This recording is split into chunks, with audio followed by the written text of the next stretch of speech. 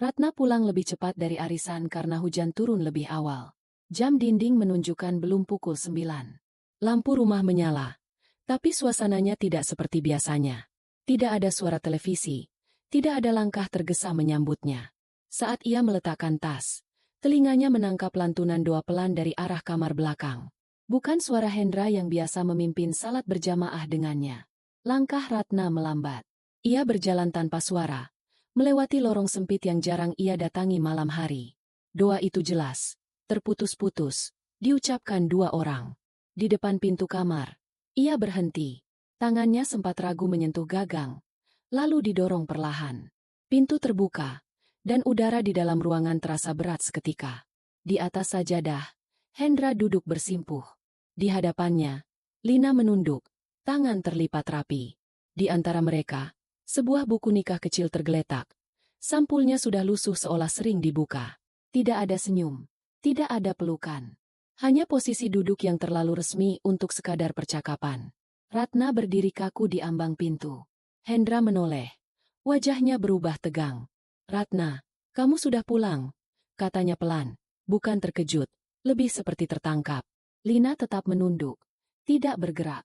Buku nikah itu masih terbuka. Halaman terakhirnya baru saja disentuh. Tidak ada suara yang keluar dari mulut Ratna. Ia hanya menatap benda kecil di lantai itu. Lalu wajah suaminya. Dalam satu tarikan napas pendek, ia sadar ini bukan salah paham, bukan dugaan, bukan firasat. Ini sudah terjadi. Sudah selesai. Untuk pertama kalinya, Ratna merasakan kehinaan tanpa satu kata pun terucap. Hendra berdiri setengah badan, seolah hendak menjelaskan. "Ini, sudah sah," katanya singkat, seperti membaca pengumuman. Tidak ada permintaan izin, tidak ada permintaan maaf. Ratna berbalik tanpa menjawab, melangkah menjauh dari pintu kamar, meninggalkan mereka dalam posisi yang tak berubah, sementara sesuatu di dalam rumah itu runtuh tanpa suara. Ratna melangkah ke ruang tengah, tapi kakinya terasa berat. Dari belakang, ia mendengar kursi bergeser pelan. Tidak ada yang mengejarnya. Tidak ada suara panik. Beberapa detik kemudian, Hendra muncul di lorong, berdiri dengan jarak aman, seolah takut salah langkah. Lina masih di kamar, kepalanya tetap tertunduk, tidak berani melewati ambang pintu. "Aku mau jelaskan," ucap Hendra akhirnya. Nadanya datar, tanpa getar. Ratna berhenti, tapi tidak menoleh. Ia menunggu kalimat yang seharusnya muncul pertama. Namun yang terdengar justru, "Ini sudah terjadi." Bukan penyesalan, bukan pengakuan salah, hanya pernyataan dingin, seakan ia bicara tentang barang yang terlanjur dibeli. Ratna menoleh perlahan. "Sejak kapan?" tanyanya singkat. Hendra tidak langsung menjawab. Ia menghela napas pendek, lalu mengalihkan pandangan. Diam itu lebih menyakitkan daripada jawaban manapun. Dari balik pintu kamar, Lina keluar beberapa langkah, lalu berhenti. Matanya merah, tapi mulutnya tetap tertutup. Saat itulah Bu Sari muncul di ujung lorong. Rambutnya terikat rapi, wajahnya tenang. Ia berdiri tanpa bertanya, tanpa terkejut. Tatapannya hanya berpindah dari Hendra ke Ratna, lalu berhenti. Tidak ada usaha menenangkan, tidak ada pembelaan. Diamnya seperti pengakuan yang tidak perlu diucapkan. Ratna menatap mertuanya lebih lama daripada menatap suaminya. Dari sikap itu, satu hal menjadi jelas. Ini bukan kejadian baru. Ini bukan keputusan mendadak. Semua orang di rumah ini sudah tahu, sudah menerima, sudah menyesuaikan diri. Hanya dirinya yang dibiarkan hidup dalam ketidaktahuan. Kesadaran itu menghantam lebih keras daripada buku nikah yang ia lihat sebelumnya. "Ada lagi yang perlu aku tahu?" tanya Ratna pelan. Tidak ada yang menjawab. Hendra menunduk. Bu Sari tetap diam. Lina mundur setengah langkah. Dalam keheningan itu, Ratna mengerti. Kata-kata yang barusan ia dengar memang tidak pernah ditujukan padanya sejak awal. Ratna masuk ke dapur tanpa berkata apapun. Tangannya bergerak otomatis, menyalakan kompor, mengeluarkan bahan makanan dari kulkas. Panci diletakkan, air diisi. Semua dilakukan seperti ratusan malam sebelumnya. Tidak ada yang berubah di permukaan. Seolah kejadian barusan hanya salah satu jeda kecil yang boleh diabaikan. Lina muncul di pintu dapur. Ia mengambil pisau, mulai memotong bawang dengan gerakan rapi. "Saya bantu, Bu," katanya lirih. Ratna mengangguk singkat tanpa menoleh. Bau tumisan memenuhi ruangan, menutup sisa udara pengap dari kamar belakang. Tidak ada yang menyinggung apapun. Bantuan itu terasa terlalu normal. Meja makan disiapkan. Piring ditata. Sendok diletakkan sejajar. Hendra duduk lebih dulu, menatap ponselnya. Saat Ratna menyajikan nasi, ia hanya berkata, "Terima kasih." Suaranya datar, seperti ucapan pada hari-hari biasa. Lina duduk sedikit menjauh, menunduk, menunggu giliran makan. Mereka makan dalam diam. Bunyi sendok menyentuh piring terdengar jelas. Hendra mengunyah perlahan, tidak bertanya, tidak menjelaskan. Lina menyuap cepat. Sesekali melirik ke arah Ratna lalu kembali menunduk. Tidak ada satupun kalimat yang mengakui apa yang sudah terjadi beberapa menit sebelumnya. Ratna menyuap makanannya sendiri. Rasanya hambar. Tapi ia memaksa menelan. Ia melihat bagaimana rumah itu tetap berjalan. Seolah ia tidak berhak menghentikannya. Tidak ada kekacauan. Tidak ada drama. Justru ketertiban itu yang menusuk. Ia merasa dipermalukan oleh kenormalan yang dipaksakan. Setelah makan, Ratna mengangkat piring tanpa suara. "Biar saya saja," ucap Lina, berdiri cepat. Ratna meletakkan piring di bak cuci, lalu berkata pelan, "Tidak usah." Kalimat itu menggantung di udara, sama seperti perasaan Ratna, sendirian di rumah yang masih utuh, tapi tak lagi miliknya. Ratna masuk ke kamar tidur tanpa menyalakan lampu besar. Ia duduk di tepi ranjang, melepas kerudung dengan gerakan lambat. Dari balik pintu, terdengar suara lemari dibuka. Bunyi gantungan baju beradu, pelan tapi berulang. Ia tidak perlu menoleh untuk tahu siapa yang ada di sana. Hendra berdiri di depan lemari, memindahkan beberapa kemeja ke sisi lain. Satu persatu, rapi, tanpa tergesa. Tidak ada penjelasan yang diselipkan di sela gerakan itu. Hanya suara kain yang bergeser, seolah sedang merapikan barang miliknya sendiri. "Kamu mau pakai lemari itu?" tanya Ratna akhirnya. Suaranya tenang, hampir datar. Hendra berhenti sebentar, lalu mengangguk. "Biar lebih tertata," jawabnya singkat. Ia kembali menggantung baju, punggungnya menghadap Ratna. Ratna menatap bayangan mereka di cermin kecil. Ruang yang dulu dibagi berdua kini dipisah tanpa kesepakatan. Lemari itu bukan sekadar tempat menyimpan pakaian. Ia adalah batas baru yang ditarik sepihak. Ratna menyadari, tanpa satu kalimat pun, posisinya telah digeser. Hendra menutup pintu lemari perlahan. Tidak ada kalimat lanjutan. Tidak ada tatapan. Ia mengambil bantal tambahan dari rak atas, lalu meletakkannya di sisi ranjang yang berbeda. Semua dilakukan seolah sudah dipikirkan matang sebelumnya. Ratna tetap duduk, punggungnya tegak. Tidak ada air mata. Tidak ada suara. Diam di kamar itu bekerja lebih kejam daripada kata-kata. Dalam keheningan tersebut, martabatnya sebagai istri runtuh pelan-pelan, tanpa satupun orang merasa perlu menghentikannya. Pagi datang tanpa perubahan sikap. Ratna menyiapkan teh di dapur, mendengar langkah pelan dari ruang depan. Bu Sari duduk di kursi dekat jendela, menyapu halaman dengan pandangan tenang. Rumah kembali pada ritmenya, seolah malam sebelumnya hanya salah satu kesalahan jam. Ratna menuang teh, lalu duduk berhadapan. Ia tidak berputar-putar. "Ibu tahu sejak kapan?" tanyanya pelan. Kalimat itu singkat, tidak menuduh, tapi cukup untuk membuka jarak yang selama ini tersembunyi. Bu Sari mengangkat cangkirnya, menyesap sedikit, lalu meletakkannya kembali. "Ibu sudah bilang ke Hendra," jawabnya datar. Ada jeda kecil, lalu ditambahkan, "Tapi itu urusan dia." Nada suaranya tidak defensif, tidak juga menenangkan. Sebuah batas ditarik rapi, seperti garis di lantai yang tidak boleh dilangkahi. Ratna menatap wajah mertuanya, mencari celah. "Tidak ada. Ibu tidak pikir saya perlu tahu?" tanyanya lagi. Bu Sari menggeleng pelan. "Kamu istri yang baik. Hendra yang harus bertanggung jawab." Kalimat itu terdengar seperti pembelaan, tapi justru memindahkan beban sepenuhnya. Dari cara Bu Sari menyebutnya, Ratna menangkap maksud yang lebih dalam. Keputusan itu dianggap sah sejak awal. Sudah cukup dibicarakan di ruang lain, oleh orang lain. Persetujuannya tidak pernah menjadi syarat. Kesadaran itu menajamkan kecurigaan Ratna, bukan pada satu orang, melainkan pada sistem yang menyingkirkannya. Di ambang dapur, Lina lewat membawa sapu, menunduk tanpa suara. Ratna tidak menghentikannya. Ia berdiri, merapikan cangkir, lalu berkata singkat, "Baik, Bu, tidak ada lanjutan. Pertanyaan itu memang sengaja dihindari jawabannya. Saat Ratna melangkah pergi, ia tahu satu hal pasti. Jika keputusan sebesar itu bisa dibuat tanpa dirinya, maka diam bukan lagi pilihan aman. Dan rumah ini, sejak pagi itu, menyimpan aturan yang tidak pernah ia setujui. Siang itu Ratna membuka lemari arsip di ruang kecil dekat dapur. Ia berniat merapikan map lama yang menumpuk. Pekerjaan yang selama ini selalu ia tunda. Debu beterbangan saat laci ditarik. Di dalamnya, berkas rumah, kwitansi listrik, dan dokumen lama tersusun tanpa urutan jelas. Saat memindahkan satu map coklat, beberapa kertas terlepas dan jatuh ke lantai. Ratna membungkuk untuk mengambilnya, lalu berhenti. Di antara kertas itu, ada fotokopi buku nikah kecil. Sampulnya sama seperti yang ia lihat semalam. Tangannya mengeras, tapi ia tetap membuka halaman depan. Nama Hendra tercetak jelas. Di kolom lain, tertulis nama Lina. Tanggalnya bukan kemarin, bukan bulan ini, 6 bulan lalu. Ratna menarik napas pelan, lalu menaruh kertas itu di meja.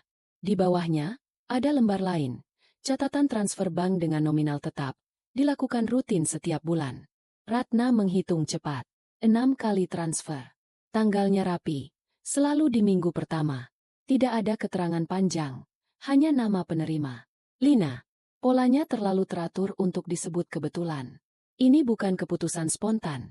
Bukan kesalahan satu malam. Lina lewat di depan pintu, membawa ember pel. Ratna menoleh. Lina. Panggilnya singkat. Perempuan itu berhenti. Menunduk. Ini rutin, ya? Tanya Ratna sambil mengangkat satu lembar transfer. Lina tidak menjawab. Hanya mengangguk pelan. Lalu menurunkan pandangan. Ratna tidak melanjutkan pertanyaan. Ia mengembalikan kertas-kertas itu ke dalam map, menutup lemari arsip perlahan. Tangannya tidak gemetar, tapi dadanya terasa sempit. Bukti itu menata ulang semuanya. Waktu, kebohongan, dan peran yang diam-diam dijalani orang lain. Saat lemari terkunci, Ratna berdiri beberapa detik tanpa bergerak. Ia tidak marah, tidak menangis. Yang ada hanya kepastian baru. Pengkhianatan ini direncanakan, dipelihara, dan dijalankan rapi. Dan sejak saat itu, ia tahu, setiap langkah berikutnya harus dihitung dengan sama tenangnya. Sore itu Ratna duduk sendirian di ruang tengah. Buku catatan belanja terbuka di pangkuannya. Tapi matanya tidak benar-benar membaca. Angka-angka lama berderet rapi, lalu menurun pelan sejak beberapa bulan terakhir. Ia dulu mengira semua karena harga naik. Kini penurunan itu terasa seperti jejak yang sengaja ditinggalkan. Ia teringat percakapan-percakapan kecil yang dulu tidak dianggap penting. Hendra sering berkata pulang terlambat karena pekerjaan menumpuk. Jangan tunggu, ucapnya sambil tersenyum tipis. Ratna mengangguk. Percaya. Jam makan malam pun menyesuaikan. Tanpa pernah dipertanyakan lagi. Perhatiannya beralih pada Lina. Cara berpakaian yang perlahan berubah. Lebih rapi, lebih percaya diri. Potongan rambut yang diperbarui. Ponsel baru yang dulu disebut hadiah dari saudara. Ratna pernah bertanya singkat, lalu menerima jawabannya tanpa curiga. Ratna menutup buku catatan, menghela napas pendek. Semua rutinitas itu terbentuk pelan, tidak mencolok. Ia ikut mengatur, ikut menyesuaikan, tanpa tahu bahwa kebiasaan-kebiasaan itu dibangun di atas kebohongan yang rapi. Hendra masuk rumah menjelang maghrib. Uangnya nanti aku tambahin, katanya sambil meletakkan tas. Ratna menatapnya. Tidak usah, jawabnya singkat. Kalimat itu membuat Hendra berhenti sejenak, lalu mengangguk tanpa bertanya. Ratna berdiri, melangkah ke kamar. Jatuhnya bukan karena satu kejadian besar, melainkan karena potongan-potongan kecil yang akhirnya saling terhubung. Kini semuanya punya arti jelas. Dan kesadaran itu membuatnya paham. Ia tidak hanya dikhianati, tetapi juga dipaksa ikut menjalani kebohongan itu tanpa pernah diberi pilihan. Malam itu Ratna tidak membuka pembicaraan apapun. Ia menutup pintu kamar lebih awal, membiarkan suara televisi dari ruang depan berlalu tanpa makna. Tidak ada pertanyaan lanjutan, tidak ada tuntutan penjelasan. Diam kali ini bukan karena lemah, melainkan karena ia sedang menata jarak. Keesokan paginya, Ratna membuka laci paling bawah di lemari. Ia mengeluarkan map biru berisi buku nikah resmi mereka. Sampulnya masih rapi, sudutnya sedikit menguning. Ia memeriksa nama dan tanggal, lalu memasukkannya ke dalam tas kain kecil. Tangannya bergerak tenang, seolah sedang merapikan barang biasa. Saat Hendra lewat di depan kamar, Ratna bertanya singkat. Kamu tahu sertifikat rumah disimpan di mana? Nada suaranya netral. Di laci kerja, jawab Hendra tanpa curiga. Ratna mengangguk. Tidak ada kecurigaan yang terbangun dari pertanyaan itu. Siang hari, Ratna membuka laci yang dimaksud. Sertifikat rumah, fotokopi KTP, dan beberapa dokumen lain ia susun ulang. Catatan keuangan keluarga ia pisahkan, diberi penanda tanggal. Semua dimasukkan ke map berbeda. Tidak ada yang dipindahkan dari rumah, hanya disusun ulang di tempat yang ia kendalikan. Lina sempat masuk membawa handuk bersih. Mau dibantu, Bu? Tanyanya pelan. Ratna menutup map terakhir. Tidak perlu, jawabnya singkat. Lina mengangguk, lalu keluar. Tidak ada tatapan panjang, tidak ada percakapan tambahan. Sore itu, Ratna menaruh tas kecil berisi dokumen di lemari pribadinya, terkunci rapi. Ia memutuskan untuk tidak berisik, karena suara justru akan memberi peringatan. Keheningan ini bukan penyerahan, melainkan persiapan. Dan sejak saat itu, setiap langkahnya tidak lagi spontan, tapi terukur. Pagi itu Ratna memanggil Lina ke ruang makan. Tidak ada nada tinggi, tidak ada wajah tegang. Di meja sudah ada secari kertas berisi jadwal baru. Ratna menunjuk kursi di depannya. Duduk sebentar, katanya singkat. Lina menurut. Tangannya terlipat di pangkuan. Kamarmu pindah ke ruang belakang, ucap Ratna langsung ke inti. Mulai hari ini. Tidak ada alasan panjang. Tidak ada pembenaran. Lina terdiam, menelan ludah. Baik, Bu, jawabnya pelan, lalu menunduk lebih dalam. Ratna melanjutkan, suaranya tetap rata. Jam kerja diubah. Area yang boleh diakses dipersempit. Kunci pintu depan hanya dipegang Ratna. Semua disampaikan seperti membaca peraturan kantor. Lina mengangguk di setiap poin, tanpa satupun bantahan. Hendra berdiri di ambang dapur sejak tadi. Ia mendengar semuanya. Sesekali alisnya bergerak, tapi tidak ada kata keluar. Tidak ada larangan. Tidak ada pembelaan. Ia hanya mengamati, seolah ingin melihat sejauh mana Ratna melangkah. Setelah pembicaraan selesai, Lina beranjak ke kamar lamanya. Ratna berdiri, membantu membuka pintu ruang belakang. Ini kamarmu sekarang, katanya singkat. Lina mengucap terima kasih lirih, lalu masuk membawa barang-barangnya. Ratna menutup pintu perlahan. Tanpa suara, aturan rumah itu berubah. Bukan dengan teriakan, bukan dengan ancaman. Hanya dengan keputusan yang dijalankan konsisten. Dan untuk pertama kalinya sejak malam itu, Ratna berdiri bukan sebagai penonton, melainkan sebagai pemegang kendali. Malam itu Ratna menata ruang tamu lebih rapi dari biasanya. Lampu utama dinyalakan, televisi dimatikan. Ia duduk di kursi tunggal, punggung tegak.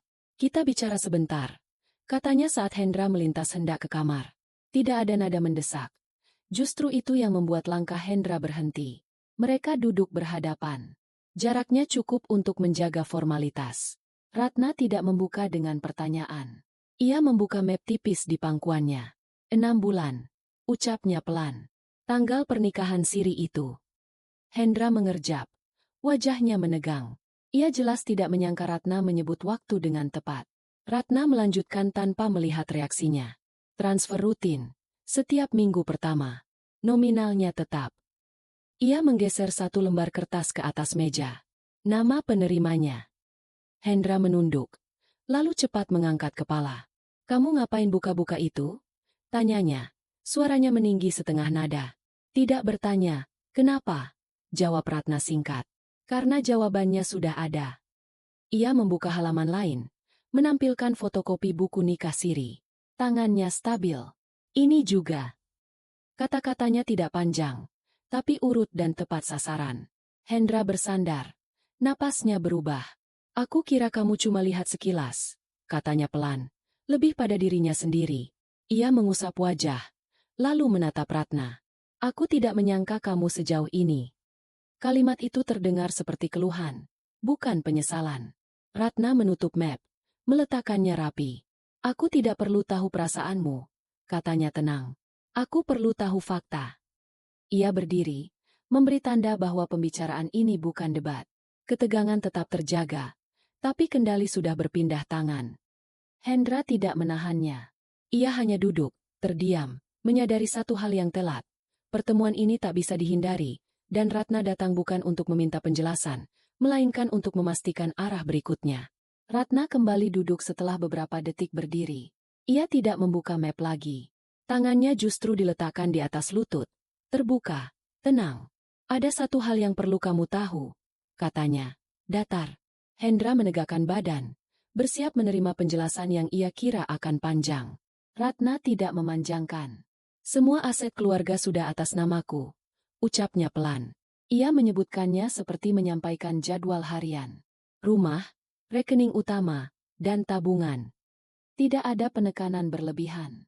Tidak ada emosi yang dipamerkan. Hendra tertawa kecil. Refleks. Kamu bercanda, katanya.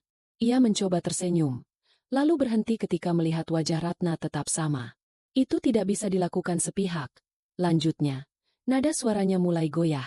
Bisa, jawab Ratna singkat. Dan sudah. Ia menyebut tanggal pengurusan, kantor notaris, dan perubahan akses rekening. Tidak ada detail berlebih, hanya fakta yang perlu. Akses keuanganmu aku hentikan minggu lalu. Hendra berdiri setengah, lalu duduk kembali. Tangannya mengepal. Kamu mengancam? Tanyanya. Ratna menggeleng pelan. Tidak, katanya. Aku menyampaikan keadaan. Kalimat itu jatuh tanpa keras, tapi tepat. Beberapa detik berlalu tanpa suara. Nafas Hendra terdengar lebih berat. Ia menatap meja, lalu ke arah pintu, seperti mencari jalan keluar. Ratna tidak mengejar tatapan itu. Di titik ini, arah cerita berbelok, tanpa teriakan, tanpa drama. Ratna berdiri. Kita lanjutkan nanti, katanya singkat. Ia melangkah pergi, meninggalkan ruang tamu dalam sunyi yang berbeda. Bukan lagi sunyi yang menekan dirinya, melainkan sunyi yang memaksa Hendra menerima kenyataan baru, bahwa kendali sudah berpindah, dan tidak akan kembali dengan mudah. Hendra berjalan mondar-mandir di ruang tamu. Tangannya sesekali mengepal, lalu dilepas lagi. Wajahnya merah tertahan, rahangnya mengeras. Ini tidak adil, katanya akhirnya. Lebih pada udara daripada pada Ratna. Suaranya naik, tapi tidak sampai meledak. Seolah marahnya sendiri ia tahan agar tidak terdengar lemah. Ratna tetap duduk di kursinya. Punggungnya tegak, pandangannya lurus. Ia tidak menyela, tidak pula membalas. Keheningan dari dirinya membuat langkah Hendra terhenti. Kamu keterlaluan, lanjutnya, lebih pelan. Namun kalimat itu jatuh tanpa arah, tanpa tuntutan yang jelas. Di ambang pintu dapur, Lina berdiri dengan mata basah. Bahunya naik turun, napasnya pendek. Ia menggenggam ujung bajunya sendiri, seperti menahan sesuatu agar tidak tumpah. Tidak ada kata keluar dari mulutnya. Tangisnya hadir, tapi dipilih untuk disimpan. Busari muncul dari kamar depan. Ia berdiri beberapa langkah dari Hendra, menatap anaknya lama. Cukup, ucapnya akhirnya. Satu kata itu tidak keras, tapi tegas. Ini masalahmu. Kamu yang selesaikan. Tidak ada pembelaan. Tidak ada nasihat panjang. Kalimat itu menutup ruang gerak yang tersisa. Hendra menoleh pada ibunya, lalu kembali ke Ratna. Mulutnya terbuka, lalu tertutup lagi. Tidak ada bantahan yang tersusun. Tidak ada pihak yang ia harapkan berdiri di belakangnya. Marahnya kehilangan tempat berlabuh. Ratna menggeser cangkir di meja, merapikannya pelan. Kita selesaikan sesuai aturan, katanya singkat. Tidak mengancam, tidak menantang, hanya menetapkan garis. Di saat itulah kejatuhan itu terasa, tanpa teriakan, tanpa pemenang yang bersorak. Lina menunduk lebih dalam, air mata jatuh ke lantai. Hendra duduk kembali, bahunya turun. Busari berbalik pergi, dan Ratna tetap di tempatnya, tenang, dengan satu kepastian yang kini tak terbantahkan. Kendali sudah berada di tangannya. Malam turun dengan cepat, membawa udara yang lebih dingin dari biasanya. Ratna memanggil Lina ke ruang tamu setelah maghrib. Tidak ada orang lain yang ia minta duduk. Di meja kecil, sudah tersusun selembar surat dan amplop coklat. Lampu menyala terang, seolah sengaja meniadakan bayangan.